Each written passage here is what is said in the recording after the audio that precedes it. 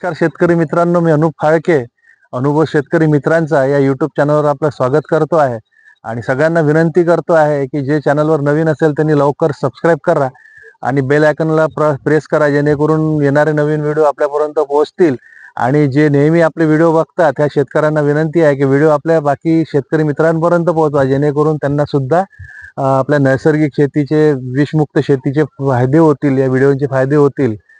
आणि एक विनंती करतो की सगळे गावरान गाय एक एक पोसा कमीत कमी, जेणेकरून गोमाताची सेवा पण होईल आपल्याकडून, आपल्याला भरपूर त्याचा फायदा मिळेल. आणि आज याच्यासाठी गोमातेचं परत तुम्हाला सांगतोय की गोमाता एक एक गावरान गोमाता आपली गाय पोचली पाहिजे, की जेणेकरून आपण आज ह्युमिक जे तयार करून राहिलो आहे, ह्युमिक कसं नैसर्गिक ह्युमिक तयार करायचं, तर हे आपण पाहून राहिलं. तर ते आपल्या गावरानी गायीच्या गोमूत्रापासूनच आपल्याला तयार करायचं आहे. नंतर आपली ही फजिती होते, आपल्याजवळ गावरानी गाय नसते तेव्हा, की आपल्याला गोमूत्र कुठून आणायचा हा विचार पडतो. म्हणून सगळ्या शेतकरी मित्रांना एक विनंती आहे की एक एक गावरानी गाय तरी, आपली एक गावरान गाय तरी पोसा आणि तिची सेवा करा, तिची रक्षा होईल. त्याच्यानंतर आता आपल्याला व्हिडिओला सुरुवात करतो. आपल्याला काय करायचं, जसं आपण ह्युमिक आपण हे नेहमी वापरतो. आणि विशेष म्हणजे जे आपण नैसर्गिक शेती करतो किंवा ज्याला विषमुक्त शेती करायची आहे त्यांच्यासाठी हे अतिशय उत्तम उपाय म्हणजे गावरानी गाईच्या गोमूत्रापासून आपल्याला ह्युमिक कसं तयार करायचं आज आपण बघूया. अगदी सोपी पद्धत आहे आणि लवकर तयार होणारी, फुकटात तयार होणारी विधी आहे. तर आता आपण ऐकूया की ह्युमिक कसं तयार करायचं आहे. तर गावरानी गाईचं आपल्याला पाहिजे आहे 10 लिटर गोमूत्र. आता 10 लिटर गोमूत्र एकदम जरी मिळत नसेल तर थोडं थोडं तुम्ही जमा जरी केलं तर एवढंच की एकदम जुनं गोमूत्र घेऊ नये. ताजं गोमूत्र असलेलं बरं. समजा 5-7 दिवसातलं जर तुमचं गोमूत्र असेल, 5-10 दिवसातलं गोमूत्र, तर अतिउत्तम. जर कारण त्याचे फायदे चांगले मिळतात. आणि समजा नाहीच आहे तुमच्याकडे तर जुनं गोमूत्र तुम्ही वापरलं तरी चालेल. एवढंच आहे की त्याचे रिझल्ट थोडे तुम्हाला कमी मिळेल. तर आता प्रमाण बघूया आपण. आपल्याला काय करायचं आहे, 10 लिटर गावरानी गाईचं गोमूत्र घ्यायचं आहे. गावरानी गाईचंच घ्यायचं आहे. याच्यासाठी सांगून राहिलो आहे की बरेचसे शेतकरी मित्र कॉमेंटमध्ये मग विचारतात की म्हशी आहे आमच्याकडे किंवा शेळ्या आहे किंवा जर्सी गाई आहे, हुलिस्टन गाई आहे, त्याचं चालेल का. पण याचं ह्या बाकी याच्यात तरी काही याच्यात चालून जातं, पण याच्यात अजिबात चालणार नाही. म्हणून आपल्याला गावरानी गाईचंच गोमूत्र घ्यायचं आहे. तर 10 लिटर आपल्याला गोमूत्र घ्यायचं आहे. त्याच्यानंतर 2.5 लिटर ताक.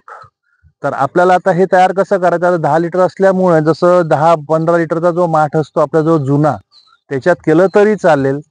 पण ते जर तुमच्याजवळ माठ नसेल जुना तर तुम्ही प्लॅस्टिकच्या एखादं भांडं जेव्हा ड्रम असतं त्याच्यात केलं तरी चालेल. तर आपल्याला काय करायचं आहे की 10 लिटर गाईचं गोमूत्र घ्यायचं आहे एका ड्रम मध्ये म्हणा किंवा माठामध्ये, त्याच्यात 2.5 लिटर ताक टाकायचं आहे.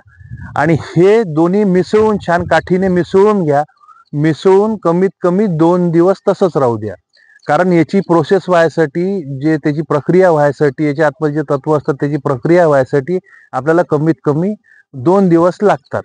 तर म्हणून 2 दिवस तुम्ही हे कमीत कमी जमा करून म्हणजे मिसळून 2 दिवस राहू द्या. म्हणजे 48 तास कमीत कमी तुम्ही राहू द्या. त्याच्यानंतर तिसऱ्या दिवशी आपल्याला काय करायचं आहे की तिसऱ्या दिवशी आपल्याला याच्यात फक्त 125 ग्राम म्हणजे अर्धा पाव गूळ तुम्ही कुठलाही गूळ, सेंद्रिय गूळ वापरू शकता. किंवा मी तुम्हाला नेहमी सांगतो, मी जुना गूळ आणत असतो, जो एकदम खालच्या लेवलचा जो गूळ असतो, ज्यांना आपण पशुलाही चारत नाही, तो काळा गूळ असतो, तो वापरला तर अतिउत्तम. जर तुमच्याकडे नसेल तर कुठल्याही प्रकारचा, पण एवढं लक्षात ठेवा का सेंद्रिय गूळ सहजपणे बाजारपेठेत मिळतो, तर सेंद्रिय गूळ वापरा आपल्याजवळ नसेल तर. फक्त आपल्याला 125 ग्राम गूळ वापरायचा. 125 ग्राम पेक्षा थोडासा जास्ती झाला तरी चालेल. त्याच्यानंतर तिसऱ्या दिवशी आपल्याला 125 ग्राम गूळ टाकायचा आहे. चांगलं ढवळून घ्यायचं आहे, काठीच्या साह्याने चांगलं मिसळून घ्यायचं आहे. परत 1-2 दिवस तसंच ठेवून द्यायचं आहे. अजून 2 दिवस जर ठेवलं तुम्ही तर खूप छान. म्हणजे 4 दिवस तुमचे झाले. 4 दिवस झाले की 5व्या दिवशी तुम्ही हे वापरू शकता. तर आता हे आपल्याला इतकं जे तयार केलेलं आहे, तर हे आपल्याला किती जागेसाठी वापरायचं आहे, तर आपण एवढ्या हे एका एकरासाठी वापरू शकतो 10 लिटर. समजा तुमचे झाडं जर मोठे असतील तर तुम्ही 15 लिटर पर्यंत गोमूत्र तयार केलं तरी चालेल. त्या हिशोबाने गुळाचं प्रमाण वाढवा. 15-20 लिटर पर्यंत तुम्ही वापरू शकता. जसे फळ झाडं वगैरे आहे तुमचे, काजू, मोसंबी, चिक्कू, संत्रा, सुपारी असे जे झाडं आहेत तुमचे, त्याच्यासाठी तुम्ही 20 लिटरपर्यंत एकरी वापरू शकता. पण लहान झाडं जर तुमचे आहे तर तुम्ही 10 लिटरपर्यंत जरी तुम्ही वापरलं तरी चालेल. तर आता हे वापरायचं कसं, तुम्ही एकतर छान गाळून घ्या, याला ड्रीपद्वारे वापरा किंवा स्प्रिंकलरद्वारे वापरा किंवा पटपाणी देता तुम्ही त्याने वापरा. म्हणजे जर पटपाणी म्हणजे जर दांडाचं पाणी देता तुम्ही त्याने वापरा. जर तुमच्याकडून ही सुविधा होत नाही, तुम्ही ड्रिंचिंगद्वारे हे पण हे तुम्ही झाडांना देऊ शकता. इतके उत्तम रिझल्ट येतात. आणि ह्युमिक ऍसिड का वापरलं पाहिजे हे सुद्धा थोडक्यात सांगून देतो की ह्युमिक ऍसिड वापरल्याने आपल्या जे पांढऱ्या मुळ्या जे असतात, ज्याला व्हाईट रूट आपण म्हणतो, हे डेव्हलप होतं. म्हणजे सोप्या भाषेत सांगायचे म्हणजे अन्न खाणारे जे मुळ्या असतात या भरपूर प्रमाणात वाढतात ह्युमिकनी. त्याच्यामुळे जमिनीतलं जे आपले मायक्रोन्यूट्रन्स असतात, सूक्ष्म अन्नद्रव्य असतात, हे झाडं भरपूर प्रकारे ऍप्टेक करतात, भरपूर प्रमाणात खातात. त्याच्यामुळे झाड आपलं सशक्त राहतं, फोटोसिंथेसिस चांगलं होतं, त्याला क्लोरोफिल चांगलं तयार होतं, ते झाडं रोग प्रतिकारक शक्ती वाढते. त्याच्यामुळे तुम्हाला भरपूरशे उत्पन्नात वाढ होते. म्हणून आपण हे ह्युमिक ऍसिड वापरलं पाहिजे. ही माहिती आपल्याला कशी वाटली ही नक्की आम्हाला कळवा. आपल्याजवळ काही असे अनुभव असतील तर आमच्यापर्यंत नक्की पोहोचवा. आम्ही आपले अनुभव सुद्धा शेतकरी मित्रांपर्यंत पोहोचवण्याचे प्रयत्न करू. धन्यवाद.